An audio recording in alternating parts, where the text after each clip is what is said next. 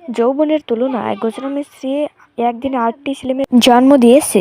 ওদের জন্য ঘরে সুন্দর 8টি বেড রেখে দেয়, কিন্তু এমন অবস্থায় ঘরে বেড এবং টেবিল রাখার জায়গা কম হয়ে যায়। যখন বাচ্চারা ঘুমাতে যায় তখন বাচ্চাদের জায়গাই হয় না, যার কারণে গুজরামের স্ত্রী বাচ্চাদেরকে দিয়ে বেডগুলো বাইরে বের করে দেয়। আমাকে ঘরটাকে লাক্সারি ডিজাইন করার অর্ডার দেন।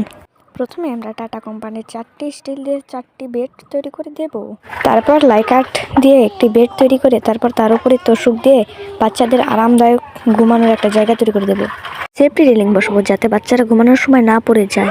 2 বেডের মাঝখানে একটা সিঁড়িওয়ালা ড্রয়ার বানিয়ে দেব এবং সেখানে বাচ্চাদের খেলনাপাতি এবং বইপত্র রাখবে এবং আরামে বিছানায় উঠতে পারবে। এবং 2 বেডের নিচে 2টা ড্রয়ার লাগাবো যেখানে বাচ্চাদের এক্সট্রা জিনিস রাখার জন্য।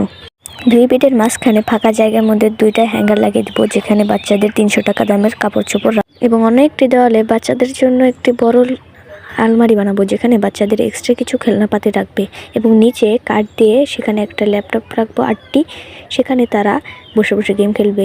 এবং মাকে ভালোবাসলে ভিডিওটিতে লাইক করবেন এবং চ্যানেলটি সাবস্ক্রাইব করবেন। আর যদি লাইক কমেন্ট না করেন তাহলে